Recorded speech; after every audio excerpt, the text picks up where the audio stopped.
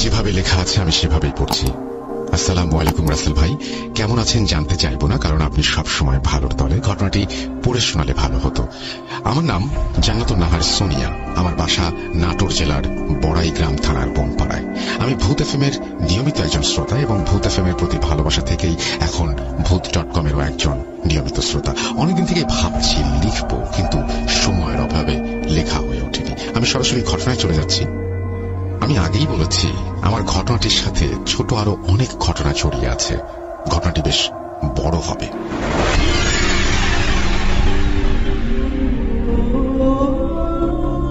আমার বাবা একজন সরকারি চাকরিজীবী, তাই তার চাকরির সুবাদে আমাদের বিভিন্ন স্থানে বদলি হতে হতো।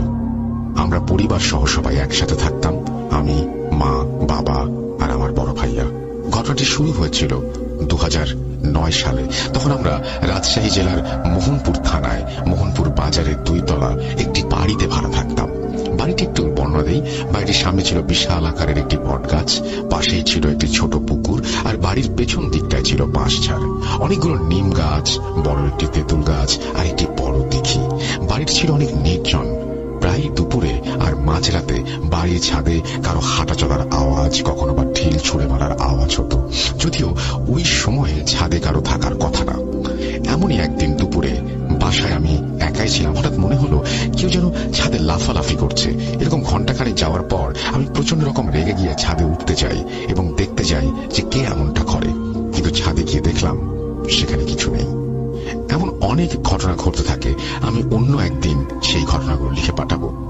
এর প্রায় 1 বছর পর বাবা রাজশাহী জেলার গোদাগাড়ি থানায় বদলি হয়ে যান। আমরা আগের বাসা পরিবর্তন করে সেখানে গিয়ে একটি বাসায় উঠি। সেখানেও প্রায় একই ঘটনা ঘটতে থাকে। এর প্রায় 2 মাস পর আমি আমার নানুর বাসা রাজশাহীর বাগমারা থানার ভবানীগঞ্জে বেড়াতে গেলাম। আমার নানির এক আত্মীয় মারা যাওয়ায় আমি নানির সাথে সেখানে থেকে যাই। যিনি মারা গিয়েছিলেন উনি ছিলেন একজন মহিলা। আমি লাশটির চেহারা দেখার পর 5 থেকে 10 মিনিটের মতো সেন্সলেস হয়ে যাই। আমার যখন সেন্স ফিরল তখন আমি দেখি সবাই আমার মাথায় পানি দিচ্ছে, আর একজন মসজিদের হুজুর সেখানে এসে আমার দিকে তাকিয়ে বলে, এই জায়গাটা তোমার জন্য ঠিক না। তারপর নানিকে বলে, ওকে যত তাড়াতাড়ি সম্ভব এখান থেকে নিয়ে যান। তিনি আমাকে কিছু দোয়া পড়ে ঝাড়ফুঁক করে বিদায় করে দেন। নানি আমাকে বাড়ি নিয়ে আসেন। এর 2 দিন পরে আমি আবার গোদাগাড়িতে আমাদের বাসায় ফিরলাম। এসে দেখি আমার ছোট চাচি আর তার সাথে আমার চাচাতো বোন সুমাইয়া এসেছে। আমরা 2 বোন একদিন ভাবলাম আজ রাতে বারান্দায় বসে পূর্ণিমার চাঁদ দেখব। যেই ভাবা সেই কাজ। রাত তখন আনুমানিক 1টা বা 1:30টা বাজে। আমি আর সুমাইয়া বারান্দায় গিয়ে বসলাম। কিছুক্ষণ পর বারান্দার গ্রিল পেয়ে একটা অবয়ব উপরের দিকে উঠে আসতে দেখলাম। আমি সুমাইয়াকে বলতে অবয়বটি অদৃশ্য হয়ে গেল। তাই আমরা দুজনে রুমে চলে আসলাম। এমন ছোট বড় অনেক ঘটনা ঘটেই চলছিল। ঘটনাগুলো এখানে শেষ হলে পারত, কিন্তু না, ঘটনা সবেমাত্র শুরু হয়েছে এবং তা যে আমার জীবনটা দুর্বিষহ করে বদলে দেবে এটা তখনও বুঝিনি। সাল 2012। বাবার বদলির সুবাদে এবার আমরা রাজশাহীর মহিষবাথানে একটি বাসায় উঠলাম। আমার রিলেশন থাকায় 2013 সালে আমার কালমা হয়। আসল ঘটনা এবার শুরু।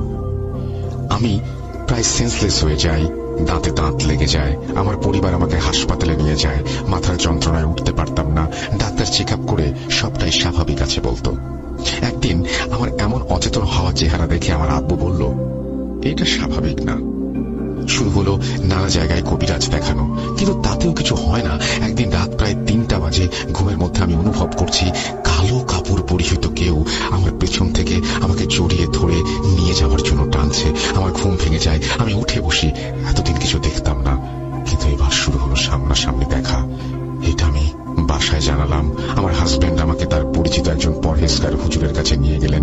আমি তাকে সব খুলে বললাম। সে আমাকে একটা তাবিজ পানি পড়া দিয়ে আমার শরীর বন্ধ করে দিল। সেদিন রাত প্রায় 1:30টার সময় ঘুমের মধ্যে অসম্ভব ভারী কিছু একটা অনুভব করলাম। চোখ খুলে আম্মুকে ফোন করে আমার রুমে আসতে বললাম। আম্মু এসে আমাকে সেন্সলেস অবস্থায় রুমের ফ্লোরে পড়ে থাকতে দেখে। আব্বু ডাকে, আব্বু এসে পানি ছিটিয়ে দেয়, সেন্স ফেরায়।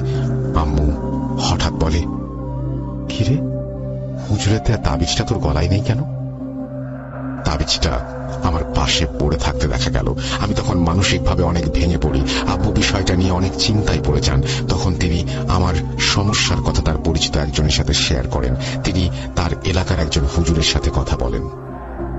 আমরা ঈদে আমাদের গ্রামের বাড়ি নাটোরে এলাম এবং ওই কবিরাজকে আমাদের বাড়িতে আসতে বললাম, কিন্তু তিনি আসার পথে তার অ্যাক্সিডেন্ট হয়। গুরুতর আহত না হলেও বেশ ভালো রকমের জখম হলেন তিনি। তাই তিনি আমাদেরকে তার বাসায় যেতে বললেন। তাই পরের দিন আমি, আব্বু আর চাচি ওই কবিরাজের বাসায় গেলাম। তিনি সাদা একটি পাথর আমার কপালে, বুকে, নাভিতে ছোঁয়ালেন। তারপর সেটা দেখে বললেন, কালো কাপড় পরিহিত 7 জন আপনার আশেপাশে থাকে এবং আপনি তাদের দেখতে পান। আমি কথা শুনে আশ্চর্য হয়ে যাই, কারণ আমি সত্যি এমনটাই বেশ কয়েকবার স্বপ্নে দেখেছি, কিন্তু এনার তো এটা জানার কথা না। তিনি আবারও আমাকে অবাক করে দিয়ে বললেন, কি ভাবছেন আমি কি করে জানলাম? হ্যাঁ, আমি সব বুঝতে পারছি। তারা আপনার কোনো ক্ষতি করবে না, কিন্তু আপনি বিয়ে করায় তারা আপনার উপরে খুবই ক্ষিপ্ত। এটা বলে তিনি একটা তাবিজ দিলেন আর একটা মোমবাতি জ্বালিয়ে কিছু দোয়া পড়লেন এবং বললেন, এটা সব সময় পড়ে থাকবেন, কখনো খুলবেন না। আমি বাড়ি চলে এলাম। পরদিন খবর এলো কবিরাজের বাড়িতে ওই মোমবাতির আগুনেই আগুন লেগে কবিরাজের নাতনির শরীরের অনেকটা পুড়ে গেছে। আমার বুঝতে বাকি রইল না তিনি আমাদের সাহায্য করছেন বলেই তার এমন ক্ষতি হচ্ছে এবং ক্ষতি করছে অশুভ শক্তি। তার কিছুদিন পর আমার প্রচন্ড জ্বর হলো। প্রায় 2 মাস আমি বিছানায় পড়েছিলাম। একদিন রাতে বুঝলাম কেউ আমাকে ডান গালের সজোরে থাপ্পড় মারল। আমি উঠে বসলাম, ভাবলাম আমার মনের ভুল, কিন্তু না, এবার আমার বাম গালেও আবারও থাপ্পড় মারল। আমি চিৎকার করে সেন্সলেস হয়ে যাই। আবারও স্বপ্নে সেই কালো কাপড় পরিহিত 7 জনকে দেখতে পাই। আমি আস্তে আস্তে সুস্থ হয়ে যাই এবং সবটা স্বাভাবিক হতে শুরু করে। একদিন রাত 3টার সময় আমার রুমের দরজায় কেউ একজন সজোরে নক করতে থাকে। আম্মুকে ফোন করে আসতে বলতেই জোরে 2 বার দরজায় শব্দ হয়ে কারো হেঁটে চলে যাবার শব্দ শুনতে পাই। তারপর সব স্বাভাবিক। এভাবেই চলছিল আমার বিভীষিকাময় জীবনযাপন। সাল 2016। অনেক বড় করে আমার বিয়ের অনুষ্ঠান হলো। আমার শ্বশুর বাড়িতে আমার হাজবেন্ডের সাথে নানা রকম ঘটনা ঘটতে থাকলো। সেখানেও পূর্বের মতোই সকল ঘটনা ঘটতে থাকলো। বিয়ের প্রায় 2 বছর পর আমি কনসিভ করলাম। সবকিছুই স্বাভাবিক ছিল। আমি তখন 3 মাসের অন্তঃসত্ত্বা। তখন আমার গর্ভের সন্তানটা মিসক্যারেজ হয়ে গেল। আমি মানসিকভাবে প্রচন্ড ভেঙে পড়লাম। ভেবেছিলাম হয়তো স্বাভাবিক কারণেই এমনটা হয়েছে, কিন্তু না। আমার আম্মু এটা একজনের সাথে শেয়ার করেন। তিনি একজন কবিরাজের কথা বলেন। তার কাছে গেলাম। তিনি আমাকে দেখে বললেন, তারা আমার একটা বাচ্চাকেও পৃথিবীর আলো দেখতে দেবে না। তার আগেই বাচ্চার রক্ত চুষে বাচ্চাটাকে মেরে ফেলবে। আমি এটার সমাধান জানতে চাইলাম। বলল, এটা ছাগল বলে দিতে হবে, নয়তো 6000 টাকা দিতে হবে। আমরা টাকা দিলাম। কেননা আমরা মুসলিম, তাই বলি দেয়া আমাদের পক্ষে সম্ভব ছিল না। তিনি আমাকে 3টি তাবিজ দিলেন, যা এখনো আমি ব্যবহার করছি। এর প্রায় 7 মাস পর আমি আবারও কনসিভ করি এবং আল্লাহ তাআলার অশেষ রহমতে 2019 সালের 5 অক্টোবর আমার কোল জুড়ে একটা ফুটফুটে কন্যা সন্তান আসে। তাবিজটি কিছুদিন খুলে রাখা হয়েছিল। হঠাৎ একদিন রাতে ঘুম ভেঙে উপরের দিকে তাকিয়ে দেখি বাবুর খেলনা একাই বাতাসে ভাসছে। রুমে আলো থাকায় আমি খুব ভালোভাবেই দেখতে পাচ্ছিলাম। সকাল হয়ে যায়। আমি আবারও তাবিজটি পড়ি, আর কখনো তাবিজটি খুলিনি। এখনো আমি ব্যাখ্যা পাইনি আমার সাথে কেন এমন হয়েছিল। দীর্ঘ 12টি বছর সেই কালো কাপড় পরিহিত 7 জন কে আমার দরজায় নক করত, কে আমার বাচ্চাকে মেরে ফেলেছিল। তবে আর কখনোই যেন এমনটা না হয়, এই প্রত্যাশা, এই প্রার্থনা আল্লাহর কাছে। আমার ও আমার মেয়ের জন্য সবাই দোয়া করবেন। এটা সম্পূর্ণ সত্যি ঘটনা। আরো কিছু ঘটনা আছে, আমি স্কিপ করছি, অন্য একদিন লিখে পাঠাবো। কিছু কারণে স্টুডিওতে আসতে পারবো না। প্রিয় রাসেল ভাই, ভালো লাগলে অবশ্যই পড়ে শোনাবেন। আসসালামু আলাইকুম। Thank you very much.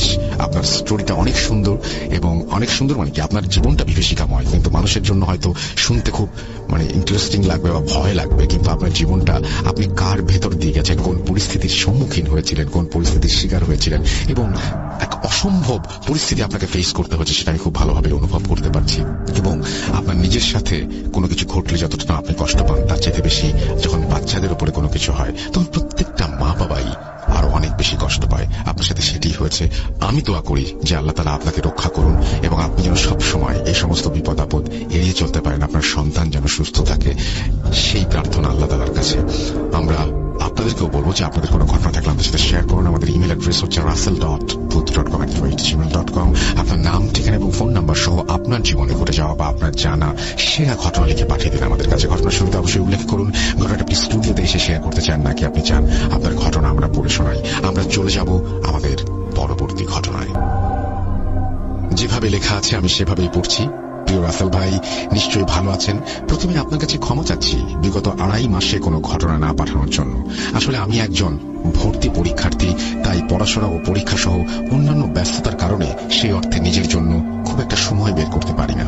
তবুও ফাঁক ফোঁকরে যেটুকু সময় পেয়েছি সেটুকু কাজে লাগিয়েই চেষ্টা করেছি ছোট একটা ঘটনা লিখে ফেলার। আশা করছি ভালো লাগবে। বলছিলাম দীপ্ত, সিলেট থেকে। আমি ভূত.com-এর একজন অফিসিয়াল স্টোরি টেলার হিসেবে আছি। আজকের ঘটনাটি সংগ্রহ করা হয়েছে যার কাছ থেকে, এক সন্তান হারানো বৃদ্ধ বাবা মা। তাদের নাম হলো আলমগীর ও ফাতেমা। তাদের বড় ছেলে জাহাঙ্গীর কেমন করে এই ইহ জগৎ থেকে বিদায় নিয়ে পরপারে পাড়ি দিল সেটাই আজকের ঘটনা। যেভাবে তারা ঘটনাটি বর্ণনা করেছেন আমি সেভাবেই পড়ছি এবং সেভাবেই লিখছি। আজকের ভূমিকা এটুকুই ছিল। ঘটনা শুরু করা যাক। শব্দ চয়ন ও বানানে কোনো ভুল ত্রুটি পেলে নিজ গুণে মার্জনা করে দেবেন। আজ থেকে প্রায় 15 বছর আগের ঘটনা। আমার 2 ছেলে ও 2 মেয়ে।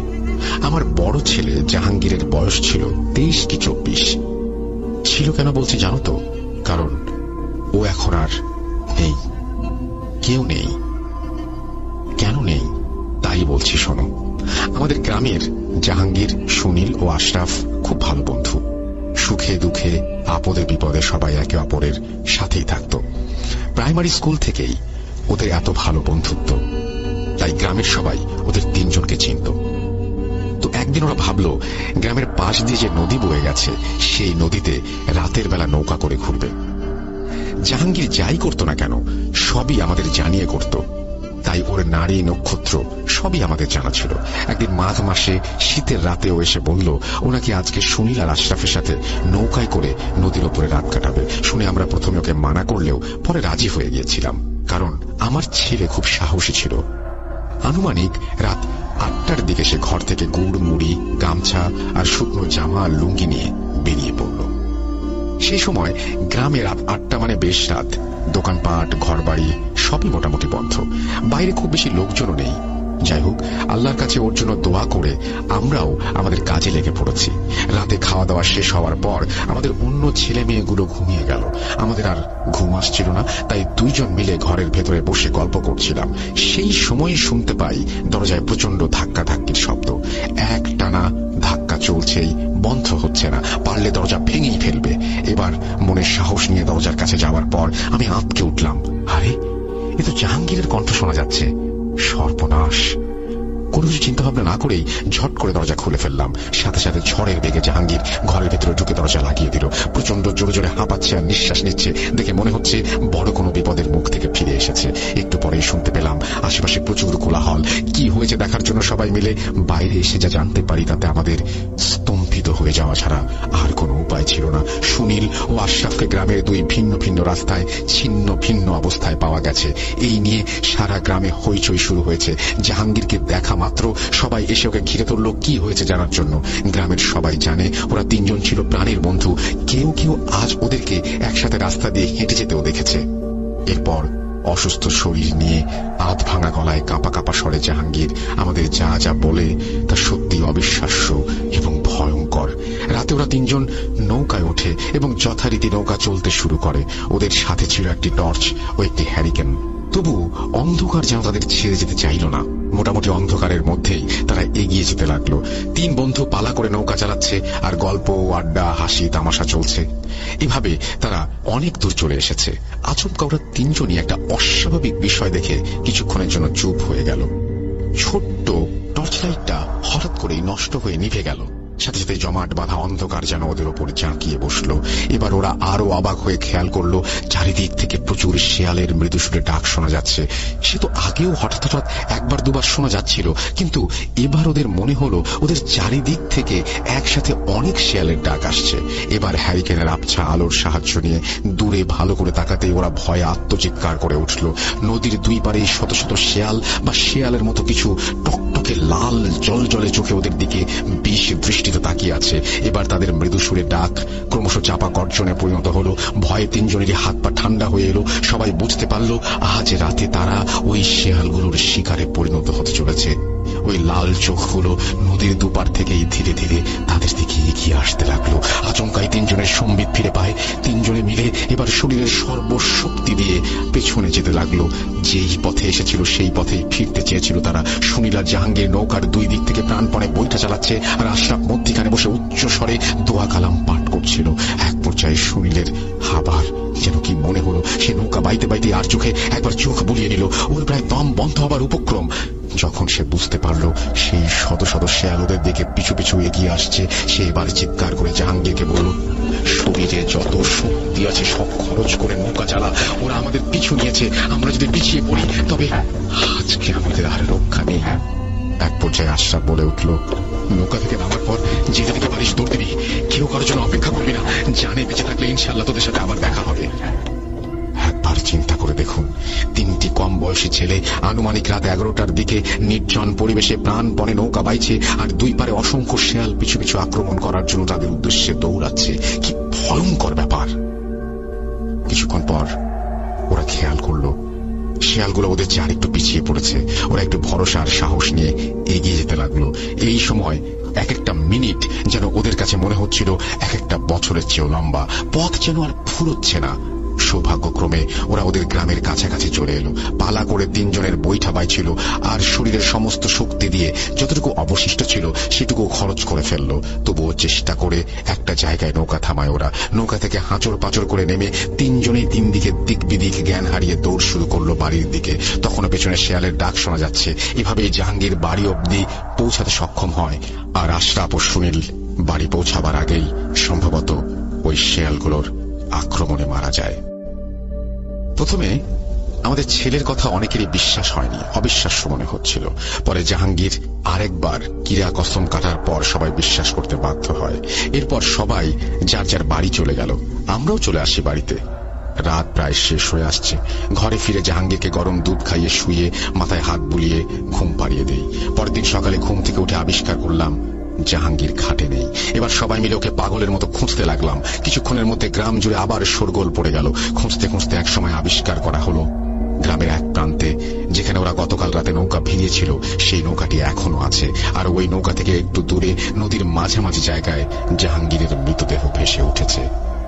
ছেলে হারানোর শোক তো আর বলে বোঝানো সম্ভব নয়, তাই সেটা আর নাই বললাম। পরে গ্রামের সবাই মিলে একজন বড় কবিরাজের সাথে যোগাযোগ করে। কবিরাজ বলেন, তোমাদের ছেলেরা যখন গভীর রাতে নদীতে নৌকা নিয়ে ঘুরছিল তখন সেখানে অনেকগুলো পিশাচ ছিল যারা শিয়ালের রূপ ধরে আনাগোনা করছিল। আসলে ওখানে একটা পরিবারের ক্ষতি করার জন্য এক পিশাচ সিদ্ধ লোক তার পালিত পিশাচগুলোকে সেখানে চালান করে দেন। সে সময় ছেলেগুলোর আগমনে পিশাচগুলো যথেষ্ট বিরক্ত হয় এবং তাদের কাজে বাধার সৃষ্টি হয়। তাই তারা পিছু নিয়ে ওদের মধ্যে সুনীল আশরাফকে মেরে ফেলেছে এবং জাহাঙ্গীরকে সে সময় মারতে পারেনি। ফলে ওরা কৌশলে ওকে বাড়ি থেকে বের করে নিয়ে নদীতে ডুবিয়ে মেরেছে। এই ছেলে হারানোর বেদনা নিয়ে আমরা এখনো বেঁচে আছি, কিন্তু ছেলেগুলো বড় ভালো মানুষ ছিল। আল্লাহ ওদের আত্মাকে পরপারে শান্তি দিক। এই ছিল আমাদের আজকের ঘটনা। রাসেল ভাই, আসলে সময় খুব কম, তাই ঘটনাটি বিস্তারিত লিখতে পারিনি সেই অর্থে। তবুও আশা করি ভালো লেগেছে সবার কাছে। আমার ভর্তি পরীক্ষাগুলোর জন্য সবার কাছে দোয়া ও আশীর্বাদ চেয়ে আজকের মতো এখানে ইতি টানছি। ভালো থাকুন সবাই, ভালো থাকুন সকলে। শুভরাত্রি। ভূত.com দীর্ঘজীবী হোক। দীপ্ত, সিলেট। থ্যাংক ইউ দীপ্ত। আপনি এই ব্যস্ততার মাঝখানে আমাদের ঘটনা উপহার দিয়েছেন, সেজন্য আপনাকে অসংখ্য ধন্যবাদ। আশা করছি যে এই ঘটনাটি আপনাদের কাছেও ভালো লেগেছে। যদি ভালো লাগে অবশ্যই আমাদের জানাবেন, আর যদি ভালো না লাগে সেটাও আমাদের জানাবেন। আমাদের ইমেল অ্যাড্রেস হচ্ছে russell.booth.com@gmail.com। আমাদের ফেসবুক পেজ হচ্ছে www.facebook.com/russell.satin, যেখানে গেলে আপনি আমাদের ইমেল অ্যাড্রেস সহ যাবতীয় প্রয়োজনীয় তথ্যই পেয়ে যাবেন। আশা করছি আপনাদের এই ঘটনাটি ভালো লেগেছে এবং আপনারাও ঘটনা পাঠাবেন বলে সিদ্ধান্ত নিয়েছেন। ধন্যবাদ আপনাদের সবাইকে। আমরা চলে যাব আমাদের পরবর্তী ঘটনায়। যেভাবে লেখা আছে আমি সেভাবেই পড়ছি। আসসালামু আলাইকুম রাসেল ভাই, আশা করছি আল্লাহর রহমতে আপনি ভালো আছেন। আমি জামান চাঁপাইনবাবগঞ্জ থেকে লিখছি। আমার পক্ষে স্টুডিওতে আসা সম্ভব না, তাই আজ আপনাকে লিখে পাঠাচ্ছি আমার কাছে থাকা একটি ঘটনা। ঘটনাটা কতটা ভয়ের জানি না, কিন্তু এটা আমার চাচাতো ভাইয়ের দাদা, যিনি আমারও দাদা, এবং পরিবারের প্রবীণ আত্মীয়দের মুখ থেকে শোনা। এটি কি সত্য ঘটনা। গুছিয়ে লিখতে না পারার জন্য ভুল ত্রুটি মার্জনীয় দৃষ্টিতে দেখবেন। আশা করি যদি ভালো লাগে পড়ে শোনাবেন। সময় ছিল 1955 থেকে 56-র মধ্যে। আমার দাদা তখন ছিলেন ভারতের পশ্চিমবঙ্গের মুর্শিদাবাদের একজন নামকরা ব্যবসায়ী। উল্লেখ্য, আমাদের পূর্বপুরুষের আবাসস্থল ছিল মুর্শিদাবাদ। পরবর্তীতে 1981 সালে আমার বাবা বাংলাদেশে আসেন ভাগ্য অন্বেষণে। সেই সময় আমার দাদা মুর্শিদাবাদে কাপড়ের ব্যবসা করতেন। ব্যবসা পরিচালনার সুবিধার্থে আমার দাদা সেই সময় তার দোকানের নিকটবর্তী এলাকায় বাড়ি ভাড়ার সন্ধান করতে থাকেন, কেননা আমার দাদার বাসা থেকে তার দোকানটি ছিল বেশ দূরে। খুঁজতে খুঁজতে একটি সময় সেই দোকান থেকে কিছুটা দূরে একটি বাসা খুঁজে পান আমার দাদা। বাসাটি ছিল একটি কবরস্থানের পাশে। বাসাটির চারপাশ দখল করেছিল ঝোপঝাড় ও বন জঙ্গল। এলাকাটি মোটামুটি নির্জন, তবে বাসাটি আমার দাদুর বেশ পছন্দ হয়, কেননা লোকজন না থাকলেও বাসাটি খুব একটা ভাঙাচোরা অবস্থায় ছিল না। অর্থাৎ ইচ্ছে করলেই পরিষ্কার করে সাজিয়ে গুছিয়ে নিলেই লোক অনায়াসে সেখানে বসবাস করতে পারবে। আসলে সবাই কি আর লোকজনের ঠাসা ভিড় হই হট্টগোলের মধ্যে বাস করতে পছন্দ করে? অনেকেই নির্জন শান্ত পরিবেশে নিজেদের মতো করে থাকতে ভালোবাসে। কিন্তু আশ্চর্যের ব্যাপার, ওই বাড়ির যে মালিক, সে হাজার চেষ্টা করে অনেকদিন পর্যন্ত বাড়িটা কাউকে ভাড়া দিতে পারেনি। জঙ্গলে ঘেরা ওই নির্জন বাড়িটার বেশ বদনাম হয়ে গিয়েছিল। একবার এক শান্তিপ্রিয় ভদ্রলোক বাড়িটা দেখে লোভ সামলাতে পারেনি। তিনি ছুটির অবকাশ কাটাবার জন্য ওই নির্জন বাড়িটিকে বেছে নিয়েছিলেন, কয়েকদিন শান্তিতে কাটাবেন বলে। কিন্তু পরদিন সকালে দেখা গেল লোকটির মৃতদেহ পড়ে আছে বাড়িটির দালানে। প্রথম ব্যাপারটা নিয়ে কেউ তেমন মাথা ঘামায়নি। হতেও পারে রাতের বেলা হয়তো লোকটি হৃদরোগে আক্রান্ত হয়ে মৃত্যুবরণ করেছে। তবে যারা তার মৃতদেহ দেখেছিল তাদের মনে কিছু সন্দেহ দানা বেঁধেছিল, কারণ মৃত্যুর পরেও লোকটি চোখে মুখে একটা অস্বাভাবিক ভয় লেগেছিল, আর চোখ দুটো ঠেলে বেরিয়ে এসেছিল। কিন্তু পরে বেশ কিছুদিন পর এক সৈনিক ধরনের লোক সেই বাড়িতে এসেছিল রাত কাটাতে। লোকটি অসম্ভব সাহসী। সেই লোকটি প্রাণে মরেনি ঠিকই, কিন্তু তার মুখ থেকে রাত্রির অভিজ্ঞতা শোনা গিয়েছিল, সেটা ছিল রীতিমতো ভয়াবহ। খাওয়া দাওয়া সেরে রাত্রে সবে শুতে এসেছিলেন। এই সময় হঠাৎ দেখতে পেলেন ছাই রঙের দাড়িওয়ালা বিশাল এক বুড়ো হাত পায়ে শিকল লাগানো অবস্থায় ঘুমন্ত সৈনিকের পাশে এসে দাঁড়িয়েছে। তার মুখ থেকে কেমন যেন এক ধরনের গো গো আওয়াজ বের হচ্ছিল। সৈনিক পুরুষটি মারা যায়নি, কিন্তু অজ্ঞান হয়ে গিয়েছিল। পরদিন জ্ঞান ফিরে আসার সঙ্গে সঙ্গে সেই বাড়িটি ছেড়ে প্রস্থান করে সেই সৈনিকটি। সৈনিকটির মুখে সব কথা শোনার পর সারা গ্রামে আতঙ্ক ছড়িয়ে পড়ে। এমনকি দিনের বেলাতেও আর কোনো সাহসী লোক ওই বাড়িটির দিকে পা বাড়ালো না। লোকমুখে শোনা গেল, কথা ছড়িয়ে পড়ল যে ভূতের বাড়ি বলে বাড়িটির অপবাদ রটে গেল। বাড়ির যে মালিক, সে লোকটি বাড়ি ভাড়ার টাকায় নিজের সংসার চালাতেন, কিন্তু যেই মুহূর্তে এই ধরনের একটা ভূতুরে প্রবাদ ছড়িয়ে পড়ল, তারপর থেকে আর কেউই বাড়িটা ভাড়া নিয়ে কয়েকদিন থাকার কথা ভাবতে পারত না। ফলে হলো কি, বাড়িটা সবার কাছে ভূত বাড়ি নামে পরিচিত হয়ে গেল। তবে আমার দাদা ছিলেন ব্যবসায়ী মানুষ, তাই এ সমস্ত ভূতের গাল গল্প বিশ্বাস করলে কি তার চলে? কিভাবে ব্যবসায় লাভ করা যায়, এটা ছিল তার প্রধান লক্ষ্য। তাই এই সমস্ত ব্যাপারগুলোকে তুচ্ছ তাচ্ছিল্য করে এবং কুসংস্কার ভেবে উড়িয়ে দিয়ে তিনি সেই বাসাটি ভাড়া নেবার পরিকল্পনা করেন। বাড়িওয়ালা ধরেই নিয়েছিলেন যে এই বাড়িটি কোনোদিনও বিক্রি হবে না, তাই দাদুর এক প্রস্তাবে তিনি বাড়িটি ভাড়া দিতে রাজি হলেন। কিন্তু দাদু নিজের সিদ্ধান্ত পরিবর্তন করে চেয়েছিলেন বাড়িটাকে একেবারে কিনে নিতে, তাই অত্যন্ত কম দামে সেই বাড়ির মালিক বাড়িটা বিক্রি করে হাঁপ ছাড়লেন। বাসাটিতে দাদা ও তার পরিবার বর্গের প্রথম দিন নিজের সব জিনিসপত্র গিয়ে উঠল এবং সদ্য কেনা সেই বাড়িটায় তারা থাকতে শুরু করলেন। সারাদিন ধরে নিজের হাতে সবকিছু সাজালেন, নিজের হাত থেকেই সবকিছু করতে হয়েছিল, কেননা তিনি ঠিক করেছিলেন বাড়িটা প্রথমে সাজিয়ে গুছিয়ে নিজে আগে কিছুদিন বসবাস করার পর পরিবারের সবাইকে নিয়ে আসবেন। যাই হোক, সারাদিন পরিশ্রমের পর দাদু বেশ ক্লান্ত হয়ে পড়েছিলেন। খুব একটা খাওয়া দাওয়ার ইচ্ছে হচ্ছিল না। সামান্য রুটি, মাংস আর কপি দিয়ে খাওয়া শেষ করলেন। তারপর ছোট্ট একটা বিছানায় গিয়ে মাথার কাছে বিশাল শিকলের ধরনের একটা জানালা ছিল, সেটাও খুলে রাখলেন। গরমের দিনে সন্ধ্যা রাতে ফুরফুরে হাওয়া বইছিল, দেহেও ছিল অত্যন্ত ক্লান্তি। বাতি নিভিয়ে শোয়ার সঙ্গে সঙ্গে দু চোখের পাতা নেমে এলো ঘুমের রাজ্যে। কতক্ষণ ঘুমিয়েছিলেন কে জানে, হঠাৎ একটা অদ্ভুত আওয়াজ এবং অস্বস্তির মধ্যে তার ঘুম ভেঙে গেল। গভীর ঘুমে আচ্ছন্ন মানুষের হঠাৎ ঘুম ভেঙে গেলে সামান্য সময় প্রকৃতস্থ হতে লাগে। দাদুর সময় লেগেছিল, তিনি কোথায় কেমন ভাবে আছেন এটুকু বুঝতে পারছিলেন না। তারপর তার সবকিছু একে একে মনে পড়ে গেল। তার মনে পড়ে গেল তিনি এসেছেন এক নতুন বাড়িতে। কান খাড়া করে অদ্ভুত আওয়াজ আর অস্বস্তিটা তিনি বোঝার চেষ্টা করতে লাগলেন। মিনিট 3 মরার মতো বিছানায় শুয়ে থেকে তিনি বুঝতে চেষ্টা করলেন যে আওয়াজটা অনেকটা শিকলের ঝনঝন আওয়াজের মতো, কিন্তু স্পষ্ট নয়। কে যেন অনেক দূর থেকে শিকল টেনে ধরেছে। ধীরে ধীরে চোখ মেলে তাকালেন। জমাট অন্ধকার সারা ঘরে ছড়িয়ে পড়েছে। মাথার কাছে জানালার দিকে কেবল আকাশটুকু দেখা যায়। অবশ্য সেই সময় আকাশটা আলাদা করে চেনা যাচ্ছিল না। আকাশের রং, ঘরের রং সেম হয়ে গিয়েছিল। দাদু চট করে বিছানা ছেড়ে উঠে বসলেন। তিনি লক্ষ্য করতে চাইলেন ব্যাপারটা কি। আরো একটা জিনিস তিনি অনুভব করলেন, সমস্ত ঘরের বাতাস যেন স্তব্ধ হয়ে আছে। একটা দম বন্ধ করা গুমট পরিবেশ সৃষ্টি হয়েছে। অনেক সময় যখন এইভাবে কেটে গেল আর জমাট বাঁধা অন্ধকারটা ধীরে ধীরে কমে এলো, হঠাৎই তিনি আবিষ্কার করলেন হাতে পায়ে শিকল বাঁধা একটা অশরীরী হালকা ছায়ামূর্তি আস্তে আস্তে ভেসে উঠছে। হাত নেড়ে সেই ছায়া মূর্তিটা কি যেন বলতে চাইছে। মূর্তিটার দুটো চোখ আর মুখ থেকে জ্বলন্ত আগুনের আভা যেন ঠিকরে বেরিয়ে আসছে। দাদু প্রচন্ড সাহসী, তিনি সেই সময় আয়তুল কুরসি পড়া শুরু করলেন। ধীরে ধীরে ছায়ামূর্তিটা কোথায় যেন অদৃশ্য হয়ে গেল। এমন সময় দাদু বিছানায় শুয়ে ভাবতে লাগলেন, এটা কি, কোন ধরনের দানব, ঠিক কোন অসৎ মানুষ ওইভাবে সাজগোজ করে তাকে ভয় দেখাতে চাইছে। শুয়ে শুয়ে এইসব নানান যুক্তি তর্ক যখন তার মাথা জুড়ে ঝড় তুলেছে, তখন তিনি আবার দেখলেন সেই ছায়ামূর্তিটা ধীরে ধীরে তার রুমে ভেসে উঠেছে। সেই হাতে পায়ে শিকল পরা ছায়ামূর্তিটা ধীরে ধীরে তারই দিকে এগিয়ে আসছে। শেষ পর্যন্ত মূর্তিটা একেবারে খাটের কাছে এসে থমকে দাঁড়ালো। দু চোখ আর মুখের গহ্বর থেকে তখনও সেই লাল আগুনের আভা যেন ঠিকরে পড়ছিল।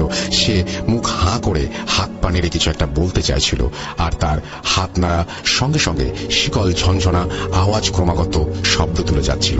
অন্য কেউ হলে এতক্ষণ নিশ্চয়ই অজ্ঞান হয়ে যেত, অথবা দুর্বল হৃদয়ের কোনো রোগী হলে নির্ঘাত মৃত্যু হতো। কিন্তু অত্যন্ত সাহসী দাদু সেই সময় তাকিয়ে রইলেন ছায়ামূর্তিটার দিকে। এক মাথা রুক্ষ চুলে এবং এক মুখ দাঁড়ি গোফ জঙ্গলে মূর্তিটিকে যখন বেশ বিভৎস ভয়াবহ মনে হচ্ছিল। তার ওপর তার হাতের নখগুলো ছিল বেশ বড়, তীক্ষ্ণ আর বড় বড়। এক ধরনের ভয় এলো। এমন সময় আশ্চর্য হয়ে তিনি লক্ষ্য করলেন মূর্তিটি আর এক পা না এগিয়ে এসে ক্রমাগত পিছু হতে শুরু করেছে। পিছুতে পিছুতে একসময় ঘর পরিত্যাগ করলো। অশরীরী মূর্তিটিকে পিছিয়ে থেকে দাদুর ক্ষণিকের অবশ অবস্থা ত্যাগ করে বিছানা ছেড়ে উঠে পড়লেন। তারপর তিনি নিজেও ছুটে ঘর থেকে বাইরে এসে দাঁড়ালেন। অশরীরী মূর্তিটিকে লক্ষ্য করলেন। বারান্দা পার হয়ে মূর্তিটি ধীরে ধীরে নেমে গেল। তারপর লম্বা উঠোনের ঠিক মাঝ বরাবর গিয়ে হঠাৎ করেই কর্পূরের মতো উধাও হয়ে গেল। দাদু ঠিক একবার চিৎকার করে উঠলেন, কে? কিন্তু উত্তরে কেবল অনেক দূর থেকে ভেসে আসা গোঙানি ছাড়া আর কিছুই শুনতে পেলেন না। উঠোনের যে জায়গায় মূর্তিটি অদৃশ্য হয়ে গিয়েছিল সেখানে দাঁড়িয়ে অনেকক্ষণ গুম হয়ে কি যেন ভাবলেন। তারপর 2-1 বার ডাকাডাকি করে কোনো উত্তর না পেয়ে বিফল মনোরথে তিনি ঘরের ফিরে শুয়ে পড়লেন। বাকি রাতটা এই অদ্ভুত ব্যাপারটি নিয়ে চিন্তা করতে করতে কাটিয়ে দিলেন। ভোরের আলো ফোটার সঙ্গে সঙ্গেই গতরাত্রে ঠিক যে জায়গায় মূর্তিটা অদৃশ্য হয়ে গিয়েছিল সেখানে অনেক কিছু পর্যবেক্ষণের দৃষ্টিতে খুঁটিয়ে খুঁটিয়ে দেখতে শুরু করলেন, কিন্তু দীপালোকে কোনো কিছুই তার অস্বাভাবিক মনে হলো না। দাদু পরের দিন এই ঘটনাটি কাউকে জানালেন না। স্বাভাবিকভাবেই গেলেন ব্যবসার কাজে যেন কিছুই হয়নি। সারাদিন ব্যবসার কাজ শেষ করে রাতের বেলায় ফিরে আসলেন। তিনি বিছানায় শুতে গেলেন, তখনই একবার গত রাতের কথা চিন্তা এলো, কিন্তু ঘটনাটি তিনি তেমন কোনো আমল দিলেন না। ভাবলেন অত্যাধিক চিন্তাগ্রস্ত থাকার কারণে আধা ঘুম আধা জাগা অবস্থায় কি দেখেছেন। বিছানায় শোবার সঙ্গে সঙ্গে ঘুম না এলেও কিছুক্ষণের মধ্যেই তিনি গভীর ঘুমে আচ্ছন্ন হয়ে পড়লেন। ভয় ডর না থাকার জন্য কিছুকে অলিক বলে উড়িয়ে দিলেও পরে রাতে কিন্তু সেই একই ঘটনার পুনরাবৃত্তি ঘটল। তারপরে রাতেও সেই একই ব্যাপার, পরপর 3 রাত্রি একইভাবে অশরীরী মূর্তির আবির্ভাব এবং একইভাবে হাত নেড়ে কিছু বলতে চাওয়ার চেষ্টা এবং একইভাবে উঠোনের ঠিক একই জায়গায় এসে মিলিয়ে যাওয়া দেখে দাদুকে খুব ভাবিয়ে তুলল। তিনি কিছুতেই এর ব্যাখ্যা নিয়ে বুঝতে পারছিলেন না এটা কেমন করে হয়। 4র্থ দিন সকালে দাদু কিন্তু আর নিছক কল্পনা বলে সবকিছু উড়িয়ে দিতে পারলেন না, আবার ভয় পেয়ে বাড়ি ছেড়ে পালিয়েও গেলেন না। তিনি মনে মনে ভাবলেন নিশ্চয়ই এর মধ্যে কিছু অনুসন্ধানের আছে, নিছক মায়া বা জাদুবিদ্যা নয়। আর সত্যি যদি এটা কোনো ধরনের জিন হয় তাহলে নিশ্চয়ই সে কিছু বলতে চাচ্ছে। আর সব থেকে তার নিকটে আকৃষ্ট হলো উঠোনের সেই নির্দিষ্ট স্থানটি। কেনই বা প্রতি রাতে অদ্ভুত এবং বিভৎস আকৃতির সেই মূর্তি বিশেষ একটি জায়গায় এসে হারিয়ে যাচ্ছে? তাহলে কি ওই জায়গাটির বিশেষ কোনো তাৎপর্য আছে, কিছু লুকিয়ে আছে ওইখানে? বিশেষ তদন্ত হওয়ার প্রয়োজন। 4র্থ দিন সকালে আলো ফোটার সঙ্গে সঙ্গে দাদু আর বাড়িতে বসে রইলেন না, চলে গেলেন শহরে। প্রথমে তিনি যোগাযোগ করলেন স্থানীয় ম্যাজিস্ট্রেটের সাথে, সব কথা তাকে খুলে বললেন। অন্য কেউ হলে হয়তো পাগলের খেয়াল ভেবে ম্যাজিস্ট্রেট সাহেব উড়িয়ে দিতেন, কিন্তু দাদু ছিলেন বেশ দামি লোক এবং বেশ ভালো একজন ব্যবসায়ী হিসেবে সুখ্যাত। ম্যাজিস্ট্রেটের মতো একজন গণ্যমান্য লোকের সঙ্গে যে তিনি মশকরা করবেন না এটি ম্যাজিস্ট্রেট সাহেব নিজেও জানতেন। কাল বিলম্ব না করে তিনি বেশ কিছু মজুর নিয়ে ফিরে এলেন দাদুর কেনা নতুন বাড়িতে। উঠোনের ঠিক যে জায়গায় অশরীরী মূর্তিটা গত 3 দিন অদৃশ্য হয়ে যায় সেই জায়গায় মাটি খোঁড়া শুরু হলো। অবশ্য বেশি দূর করতে হলো না, সামান্য কয়েক মিনিটের মধ্যেই পাওয়া গেল একটি অসম্পূর্ণ কঙ্কাল। কঙ্কালটির হাত পা শেকল দিয়ে বাঁধা, শেকলে মরচে ধরে গেছে পুরো হয়ে। ম্যাজিস্ট্রেট সাহেবের পরামর্শে নিয়ম কানুন মেনে সেই কঙ্কালটিকে যথাযথভাবে কবরস্থ করা হলো। এবং সব থেকে অদ্ভুত ব্যাপার যা হয় তা হলো কঙ্কালটি ভালোভাবে কবরস্থ হবার পর কোনো রাতেই দাদু ঘরের মধ্যে আর সেই ছায়ামূর্তির আবির্ভাব লক্ষ্য করেননি।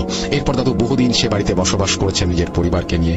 বহুদিন ধরে তিনি কবরস্থ কঙ্কালটির সন্ধানে খোঁজ খবর করেছেন, কিন্তু সঠিকভাবে কেউ বলতে পারেনি ওই বাড়িটিতে কাউকে কোনোদিন কবর দেওয়া হয়েছিল কিনা। কিন্তু ওই গ্রামের এক অতি বৃদ্ধের মুখে শোনা যেত অনেক অনেক বছর আগে এক বৃদ্ধ কৃতদাসকে সামান্য অপরাধের জন্য এভাবে হাতে পায়ে শিকল বেঁধে জীবন্ত কবর দিয়েছিল ইংরেজরা। ঘটনাটি নাকি ইস্ট ইন্ডিয়া কোম্পানির শাসনকালের সময়, কিন্তু সেই ঘটনা সত্য নাকি মিথ্যা তা জানার কোনো উপায় নেই। এরপর থেকে সেই বাড়িতে অনায়াসে বসবাস করেন দাদু এবং তার পরিবার, আর কোনো সমস্যা হয়নি। এই ছিল ঘটনা। রাসেল ভাই পড়ে শোনাবেন। বানানে ভুল থাকলে ক্ষমা সুন্দর দৃষ্টি থাকবেন। হাসান জামান, আমনুরা, চাঁপাইনবাবগঞ্জ।